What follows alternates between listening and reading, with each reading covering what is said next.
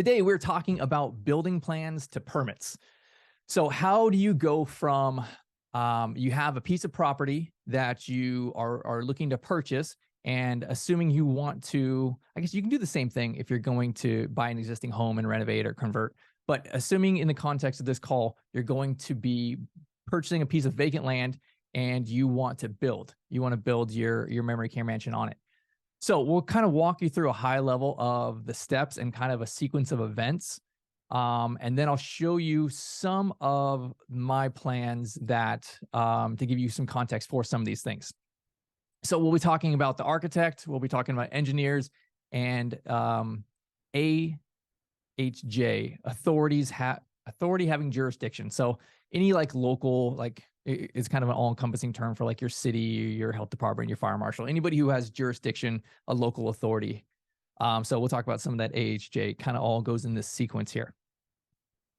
So I kind of break this down in my mind with like two tracks, two different like sequences of events that will merge together. But I break this down into really like the land and the building, and they can be done at different times from each other. So we've talked in some of these other calls about the civil engineer. We did like a site plan call talking about doing like a rough draft site plan. So that kind of falls under the land part of it. So let's start over there and we'll unpack this. So in the land column, right, you have your land. You're going to identify this piece of property that you want to purchase. Okay, regardless if it's 1 acre, 5 acres, half acre, doesn't matter. You got this piece of property, right?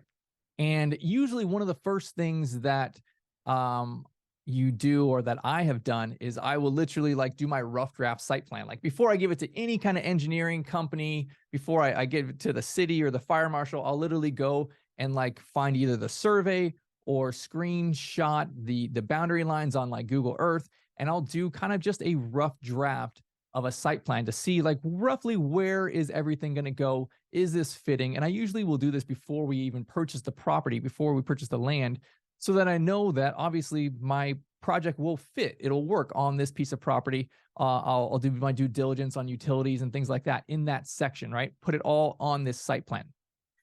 So we're going to go from land to site plan, my rough draft site plan.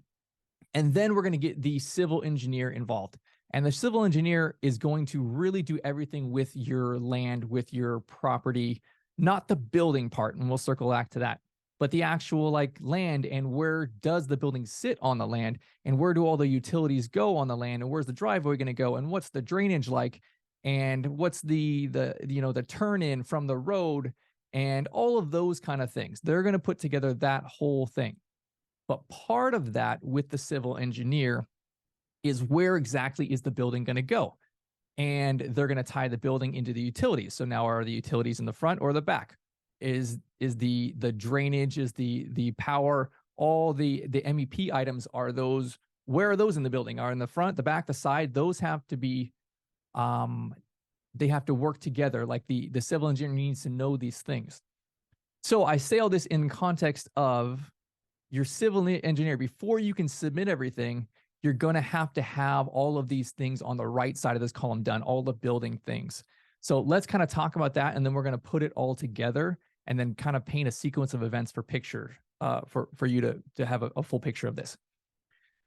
So the building, right, at least for me, before I got into real estate and started doing this, I always saw like these buildings and like these like two-dimensional floor plans. And I kind of thought that was it. Like, oh yeah, it's just like this one page, like here's all my bedroom and it tells me the measurements and stuff. It's my top-down two-dimensional floor plan, right? And I didn't realize how many layers of other things have to be built out before somebody can actually go and build this.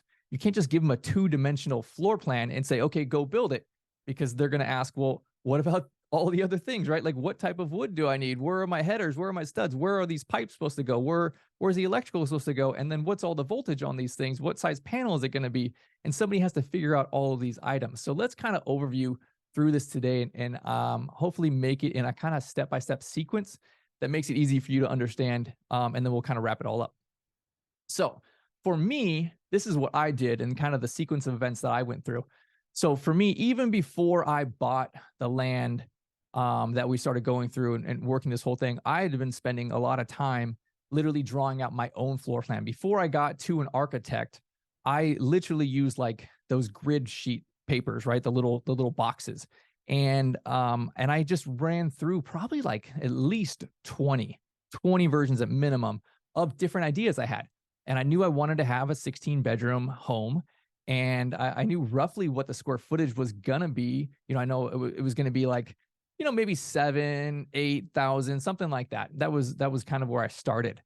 But I drew these 16 bedrooms. I drew it with bathrooms, without bathrooms, closets here, closets there. Where's my kitchen going to be? I drew so many different variations of what I wanted.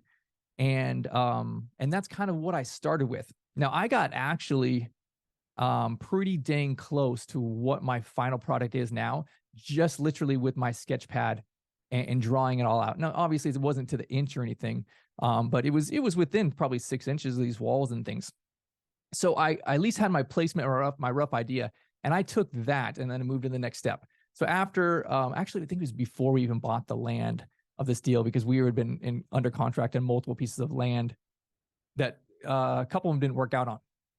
So I had already, I believe, hired the architect and sent him my floor plans, my literal, like I scanned what I had and I had all the rough measurements written on it. I'm like, hey, here's what I want you to build.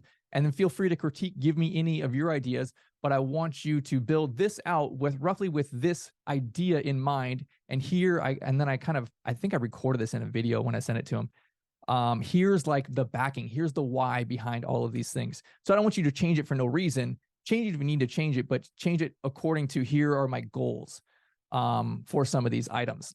So from floor plan, from me doing this myself, it's kind of the same track as on the site plan, right? Where I'm literally like going and putting in, here's the building and the roads and things. I'm doing my own rough draft, and then I'm sending it to the architect and the civil engineer.